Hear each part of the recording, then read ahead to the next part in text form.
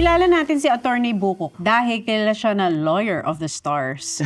Siya ang humawak ng isa sa pinaka-controversial case ngayon ni Daryl Yap versus Vic Soto. Kamusta na yung status ng kasong to, Attorney? Nanalo kami sa habeas data petition. Pero nung 2020, there was a life-changing incident. It's really hard. Ano yun parang sabi ko, God, wala naman akong atraso sa'yo. Di ba? Parang, yeah, it was really hard. Parang, why? Mako-question mo. Kung hindi ako ganun katindi ng pananampalataya, I might have lost it.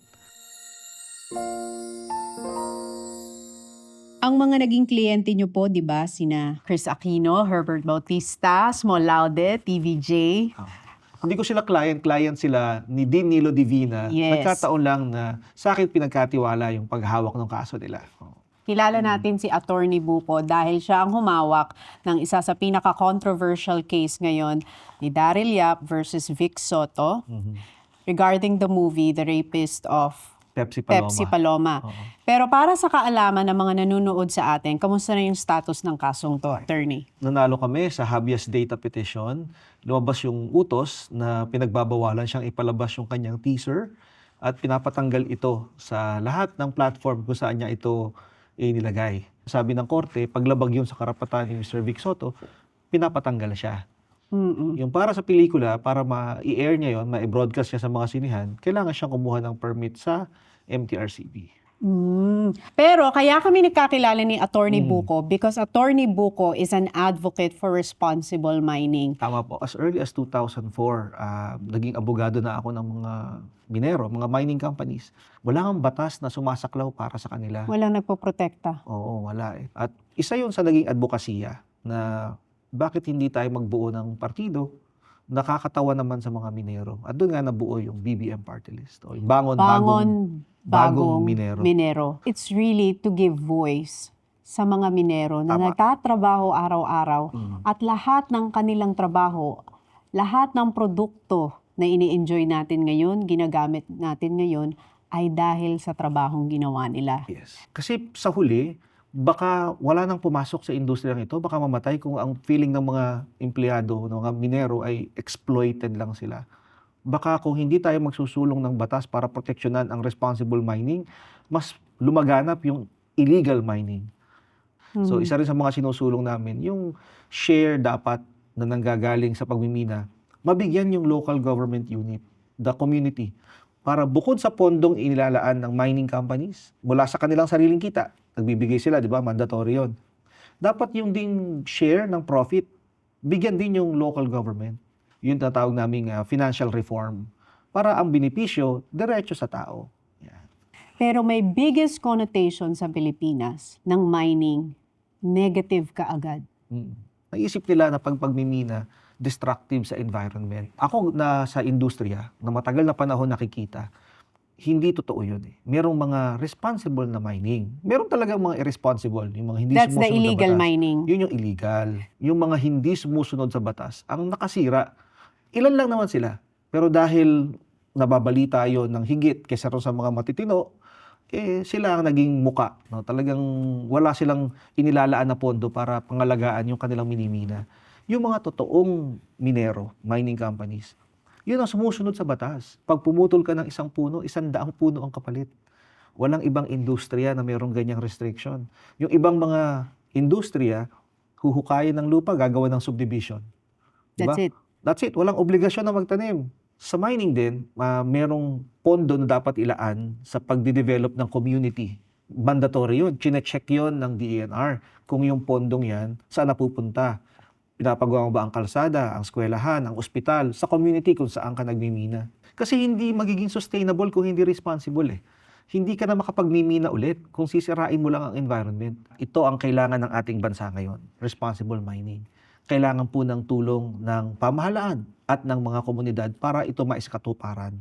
So we really need a voice in Congress para matulungan ito na ma-achieve. Nabilib ako sa inyo dahil simula nung college, yung buong pag-aaral niyong scholarship. Yes. Naniniwala lang talaga ako na edukasyon ang susi para makaahon tayo sa anumang kahirapang meron tayo. Kasi yung tatay ko nung araw, maganda ang trabaho sa Ford Engineer siya. Dumating ang EDSA. Nung Revolution. Yes, EDSA Revolution. Nagsarado ang lahat ng malalaking kumpanya, nag-alisan.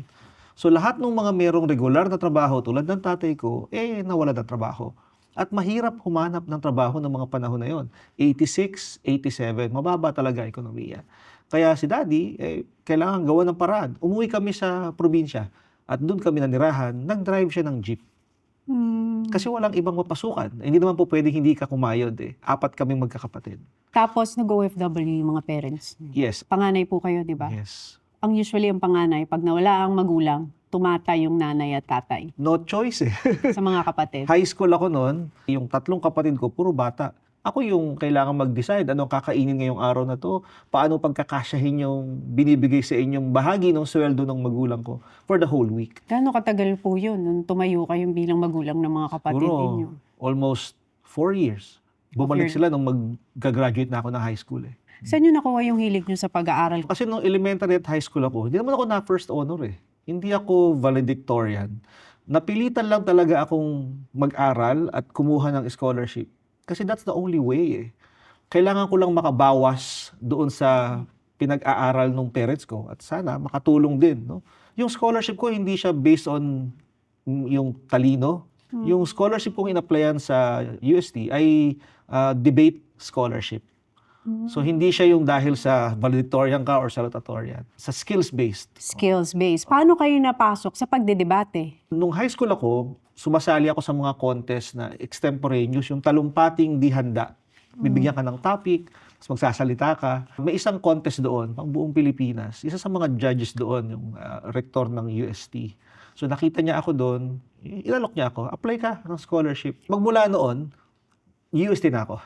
Hanggang mag-law school. Oo. At nagturo din po kayo doon. Yes. Oo. Tapos at the age of 15, ni-represent nyo ang Philippines sa Georgia sa debate competition? Yes, it's the World Youth Forum, sponsored ng Soroptimist. Yeah. Yun yung unang abroad ko. Nanalo naman tayo. Kasama tayo dun sa inawardan. So, mukhang sulit naman yung sponsorship ng Soroptimist sa atin. Talagang yung pag may opportunity binibigay sa inyo, you make the most out of it at the age of 15. Pero aside from being a stellar student, active din po kayo sa student council. Yes. Nung high school kami, uso kasi yun eh, yung pinakamadaldal sa klase mo, itutulak mo na siya yung magtakbo-takbo dyan sa mga student council. Yung mga klase ko, tinutukso ako dyan. At yun na, nanalo ako doon. No? At ang naging tawag nila sa akin doon, buko. Doon nagsimula yun. Dahil paglabas mo ng St. Mary's, sinasabi ko sa kanila na wala akong mabibigay sa inyong t-shirt or ballpen. Pero paglabas nyo ng eskwelahan, meron dyan si Aling Nati na sa malamig na buko. Sagot ko na. Pero you were also elected as president of the Freshman Society and later served as public relations officer. Ng UST naman. Yes, vice president and president of... AB Student Council naman. Oh, sa UST. grabe. Paano nangyari yung Nagtuloy-tuloy mga... na. Nagkataon na yung 1995, kung saan ako yung presidente, hanggang 1996, dumating si Pope sa UST. So talagang malaking event, 100 years pa nung college na. Iyan ba yung Tell the World of Islam? Yes, that's it. Oo. Sa UST siya nag-mass noon. Pero nagtrabaho kayo sa St. Scholastica's College sa umaga. Tapos nag-aaral Nag-aaral ako. kayo sa gabi. Yes. Tapos marami kayong mga naging kilalang estudyante. Yes, sila Miss Kichi Nadal, si Miss Emeline Aglipay, dating congresswoman. My asawa ni friend, Senator Mark. asawa ni Senator Mark. So, tinuturuan ko mga high school students on how to debate, how to argue. Masarap kasi inspiring eh. Nakikita ko yung sarili ko sa kanila. So, kung ano yung ginagawa ko noon sa competition, sa UST, tinuturo ko lang sa kanila kung paano nila gagamitin sa high school. Nag-champion kami sa Saints ko, sa inter-high school debate. Parang yun talaga yung gift ninyo, no? In Oh. speaking. Speaking. Saan nyo nakuha yun? Mother ko, madaldal din eh. Tatay ko, magaling magpaliwanag. No? Tagalog talaga siya. So siguro na-hone ako sa kanila eh. Di ba? We follow what we see always eh. Di ba? Kung ano yung nakikita natin lagi. Mini-mirror. Mini-mirror ko yan. So ganun eh. So siguro na-hone ako dahil doon. Alam mo, nung gumraduate ako ng college, ang goal ko, mag-law. Pero nag-aaral na rin ng college yung mga kapatid ko. So kailangan kong maghanap buhay, hindi lang para sa akin, kundi para matulungan sila. Kaya ako nagturo. Nung makatapos naman ako ng law school, ang pangako ko kasi sa sarili ko, hindi ako mag-aasawa hanggat di nakagraduate lahat ng mga kapatid ko. I married at the age of 40. Yeah. Oo. Kaya graduate na lahat yung kapatid ko. 3 kami abogado. Yung pangalawa, PT graduate, Pero nag-engage siya into theater. Wow, pinagtapos niyo muna yung mga Yes. kapatid niyo. Yun ang pangako ko sa parents ko. Wow, grabe. Kaya medyo Iba late talaga ako. mga panganay, no? Pag talagang nag-step up tapos nangako. Oo. Grabe. Kasi nakita ko sa sarili ko na nung nakapag-aral ako, nabuksan yung opportunities. Kailan kayo pumasok sa mundo ng politika? Ayan. So nag-campaign manager ako sa isang kaibigan ko noon. Nung siya ay nanalong konsihal, law student lang ako noon. Nung next election, yun yung 2001, hinilingan siya nung mayor na candidate na mag-vice mayor. Sabi niya, papayag lang ako mag-vice mayor kung si Buko gagawin nating konsihal. Siguro wala pang 5,000 pesos ang laman ng bank account ko noon kasi kakagraduate ko lang eh. So nakaraos naman, nanalo naman ako. Kamusta po yung experience na yun nung naging konsehal kayo? Medyo ano siya, shocking. Nanalo akong konsehal. Natalo yung mayor at vice mayor ko. So, lone ako doon. Nag-isa lang ako. Kasi marami ako nakitang mga, alam mo na, irregularidad. Nabuksan ang mata nyo sa realidad ng politika ng Pilipinas. Oo. Kita ko 300 empleyado, isa address. So, medyo parang, di ba, alam mo na there's something wrong, di ba? Na ghost employees ito. So, nag-ingay ako, nagulpi ako sa loob ng munisipyo. Pinagulpi ako talaga ng mga powers that be at that time. So, nagsampa ako ng case, na call yung attention ng public, ng civil service, ng About what's happening in the government. natigil. in local Natigil siya. government. Oo. Ang training ko talaga, kaya ka pumasok dyan, di naman para kumita eh. Di ba? Whatever we do, we are the products of the choices we make. Pero may nabalitaan ako na nung konsehal kayo, hindi nyo kinukuha yung sweldo nyo. Isa yan sa dahilan kung bakit ako pumasok, to give back. Kasi nga sabi sa akin ni boss, bakit kulang ba ang sweldo mo dito sa PECA Bar, sa law office? Bakit ka pa magpopolitika? Sabi ko, boss, hindi ko kukunin. Ipampapaaral ko naman sa iba. In the same way na natulungan ako scholarship. So yung aking lahat ng sweldo, so 9 years konsihal, 9 years board member, another 3 years ng konsihal, so total mga 21 years. Lahat po yan, dumiretso lang sa scholarship. So 10 bawat taon. So mga 210 scholars na yan. Tsaka naniniwala talaga ako, nakasulat din yan sa Biblia. Ang nagbibigay, hindi nawawalan. Ito'y bumabalik, siksik, liglig, umaapaw. Pero habang nagtatrabaho kayo, hindi kayo tumigil sa pag-aaral. Yes. Grabe yung educational background nyo. Doctor of Laws sa University of Santo Tomas, Graduate School of Law. Tapos Master of Laws, major in International and Comparative Business Law. London Metropolitan University, United Kingdom from 2004 to 2005. Master's course in International Trade Trade Law. University College London Faculty of Laws, United Kingdom 2005 to 2006. Executive Program Leadership and Public Policy kay John F. Kennedy School of Government, Harvard University ng 2001 hanggang 2002. Masters in Public Management sa Ateneo de Manila University School of Government. Juris Doctor, Third Honors, University of Santo Tomas Faculty of Civil Law. Tapos meron pa kayong Bachelor of Arts in Legal Management. Cum laude kayo. Sabi nyo, hindi kayo top. Cum laude kayo, University of Santo Tomas. Grabe naman. Tapos Executive Program on Leadership for Young Legislators, Lee Kuan Yew, School of Public Policy, National University of Singapore, noong 2021. Grabe talaga. Pero lahat po yan scholarship Lahat Grabe, po yan, hindi po lahat tayo nagbayad. Kaya okay lang Kaya kinukuha ko lang yung opportunity. Yung sa Harvard, noong 2001, si Senator Enrile yun. Noong 2004 sa London and 2005, British government yon. That was a Chevening Scholarship. Yung mga sumunod, puro ganun din. Opportunity. Nung ako ay konsihal, so Future Leaders Program, yung sa Ateneo, sila Senator Kiko, nagpapaaral sila ng ganun sa mga NMYL, National Movement of Young Legislators. Ang founder nun, si Senator Kiko, yung pondo niya galing sa Senado, nilalagay niya doon. Isa ako sa nag-avail. Sayang di ba? Wala kaming lupa, wala kaming bahay, wala akong ganun Yun lang ang yaman na hindi nababawasan kahit binibigay mo sa iba. Di ba? Kaya tingin ko kaya kong doon mag-ubos ng oras. So ganun yung value ng education and learning para sa inyo. Dynamic kasi yung governance sa atin. Kaya yung mga huling inaral ko, may kinalaman na siya sa governance. Nagbabago ang pangangailangan ng pamahalaan. Pero yung mga leader, hindi naman naiintindihan yung pagbabago ng sistema. Hindi mo siya maiintindihan pag pumasok ka na lang bigla at aaralin mo siya on the job. So dapat, kung gusto mo palang pamahalaan ang ilang bahagi ng pamahalaan, improve yourself. Aralin mo yung mga bagong suliranin, problema, at ano ang solusyon. So, nung 40 years old, you got married? Mhm. And then, ilang taong kayo na naging tatay kayo? Immediately, a year after. 41. Oo, 41. Pero nung 2020, there was a life-changing incident Oo, that parang yes. grabe. Naging pregnant si Mrs. Twins. Nung pandemic. Oo, 2 girls. Yung panganay ko, boy eh. Ang pangalan niya, Coco. Kasi buko ako eh. So siya, anak ng buko, Coco. Coco.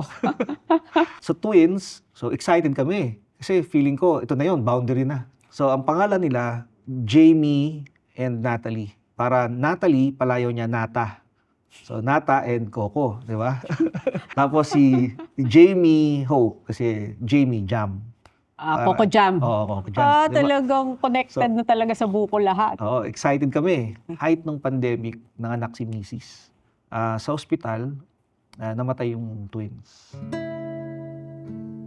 Before siya pinanganak, meron na kaming advanced knowledge na mahina yung puso ng isa, parang gano'n, no? And talaga, hindi nila kinaya. They were born alive. They eventually passed. Ayan. Tapos sa ospital pa, doktor pa yung misis ko. OB pa siya. Yeah. And yung makita siya na iyak lang ng iyak, it's really hard. Ano yun eh, parang sabi ko, God, wala naman akong atraso sa'yo. Di ba? Parang, yeah, it was really hard. Parang, why? Mako-question mo. Ang bait ko naman parang, wala akong bisyo. Di ba?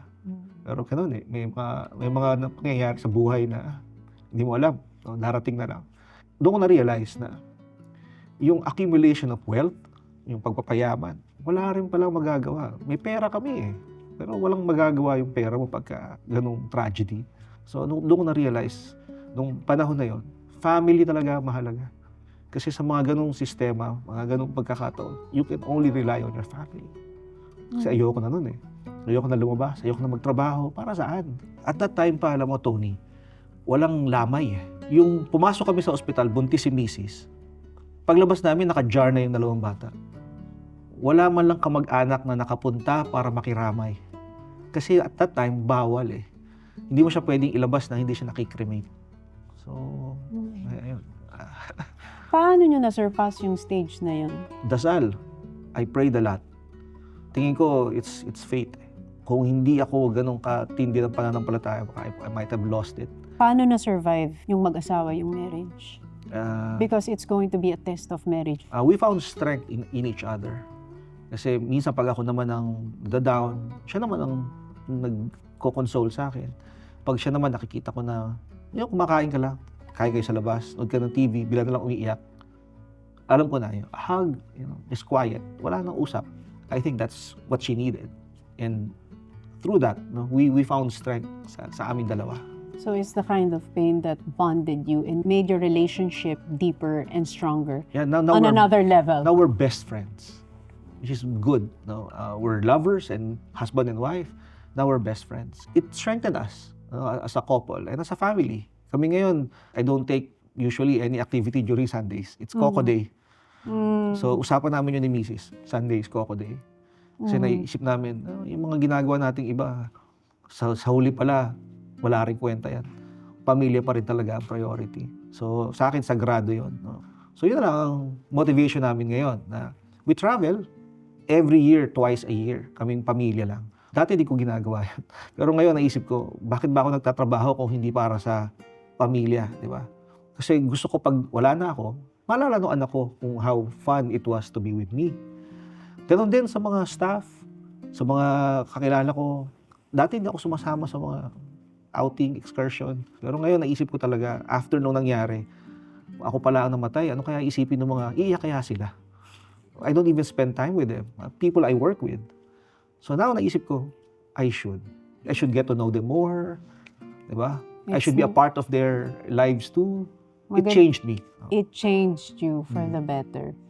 Parang dun mo nga marirealize tama yung sinabi niyo, Attorney Bupo, na it doesn't matter how much money you have in the bank, how many properties, how many land.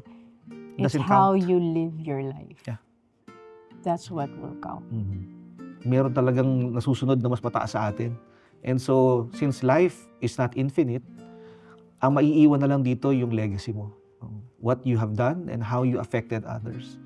So, lahat tayo merong buhay, may maigsi. Kung anong sa twins ko, maigsi lang yung buhay nila. Meron mga haba, Ilang days lang pinahiram sa inyo? 3 lang eh. Oo. So, it's how you use it pala. No? And how you will be remembered after your stint here.